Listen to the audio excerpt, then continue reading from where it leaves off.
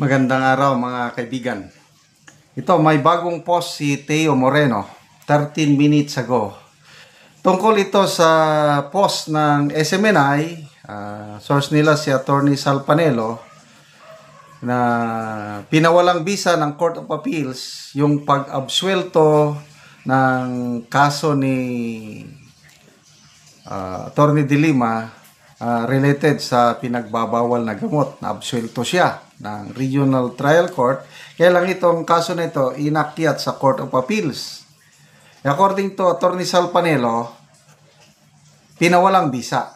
So, wala tayong document na nakita, walang proof dahil post lang. Ito maganda. Si Teo Moreno, ang galing niya talaga mag-research. Inilagay niya na dito yung official document from the Court of Appeals.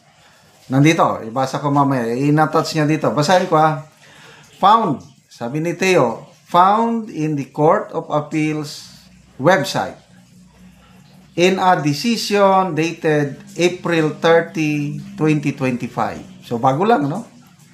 The 8th Division of the Court of Appeals declared null and void the decision dated May 12, 2023 and order dated July 6, 2023 of the Regional Trial Court of Muntinlupa City acquitting Leila De Lima of violation of the Comprehensive Dangerous Drugs Act of 2002 for being issued with grave abuse of discretion. The case is remanded to RTC Muntinlupa to decide the case in accordance with the rules stated in the decision. So, link to the decision in the comments section. So, hindi na natin punta na ano yung decision. Basta importante, klaro na, ito official document, ito lang ang ipinakita ni, ayan basahin ko. For these reasons, ito na yung last part ng order ng Court of Appeals. For these reasons, the petition for certiorari is hereby granted. The decision dated 12 May 2023 and order dated 06 July 23 issued by the RTC Branch 204 Muntinlupa City in criminal case number 17-165 are declared null and void. We remand the case to the Regional Trial Court Branch 204 Muntinlupa City for it to decide the case in accordance with the rules stated in this list. So ordered, original signed, Eleuterio Batan, Associate Justice. Ito ang kagandahan ng ating justice system. Makikita nyo, it's working. So, nagdesisyon ang RTC Muntinlupa, acquit, palabas. Ang mga abogado siguro, I don't know kung kaninong abogado, may nagreklamo, nag-file petition for certiorari. Ang petition for certiorari is you are asking a higher court to nullify the decision of a lower court. Kaya ito ngayon, nagdesisyon na ang higher court, ang Court of Appeals, null and void. So, binalik ang kaso sa RTC para baguhin ang desisyon, sundin ang mga rules. So, stricto kasi ang mga rules ng korte. Pag hindi mo sundin yan, grave abuse of discretion and power.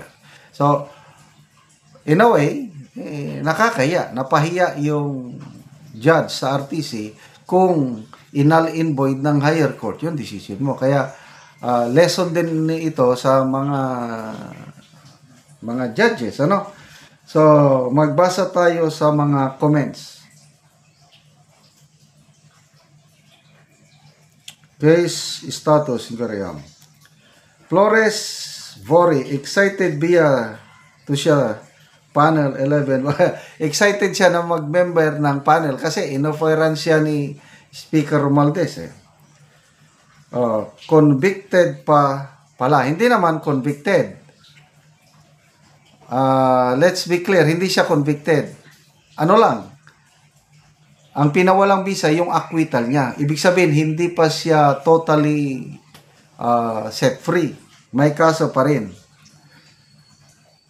Grabe yun. Nagsaba, ang gaba, dili magsaba.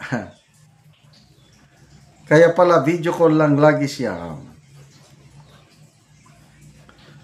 Bilis ng back to you. Back to zero. So ordered, Merisika. Lay, ayaw in taon pag minaldita kay mapakan nimo ang lagay. Excited. Bail or custody, yung remanded. So anong mangyayari sa kanya? Hindi ko alam. Kasi elected na siya bilang party list representative. So once na proclaim na sila o whatever, palagay ko, maging, ano pa rin siya, free. Tingnan nyo kay outgoing Congresswoman Franz Castro, convicted siya ng RTC. Hindi siya natanggal pagiging Congresswoman, lang siya, nag-bail, tapos nag-appeal sa Court of Appeals. Kaya tuloy pa rin yung pagiging congresswoman niya. Kaya nagkandidato pa siya na naging senador. So ito, kahit napawalang bisa ang pagka-acquit niya sa RTC at pinababalik, pinapadesisyonan ulit, palagay ko, opinion ko lang ito, hindi siya ibabalik sa kulungan dahil nga nanalo na siya na party list representative. Tutulungan siya, protektahan siya ng Kamara, lalo na at inoferan siya ni Speaker Martin Romualdez na maging prosecutor. So palagay ko, again, correct me if I'm wrong, matuloy pa rin yung pagiging prosecutor niya sa impeachment trial ni BP Sara. Yan ang opinion ko. Okay. But to me, kahit sino pang mga abogadong ilagay mo, kahit sino yung magiging prosecutor, immaterial na yan. Kasi ang mag-decide, ang boboto, yung mga senator judges. Alam naman natin, ang daming nanalong senator judges na kasama ni BP Sara. Yung 7 na nanalo, in-endorse ng iglesia, lahat yun? Pabor lahat kay BP Sara plus yung incumbent. Robin Padilla, Juan Miguel Zubiri, Mark Villar, magkapatid na Estrada. Panalo na ang ating BP Sara sa impeachment trial. Kaya baliwala na ito, immaterial na nito itong sinong magiging prosecutor sa impeachment trial ni BP Sara. Okay. Salamat mga kaibigan sa inyong pagsubaybay sa ating channel. Nakakatulong kayo ng malaki sa Tribong Talandig dahil ang sweldo natin sa channel na ito is pantulong sa tribo. Namimigay tayo ngayon ng libreng yero at pako para ma-repair ang sira-sirang bahay ng Tribong Talandig ng Bukidnon.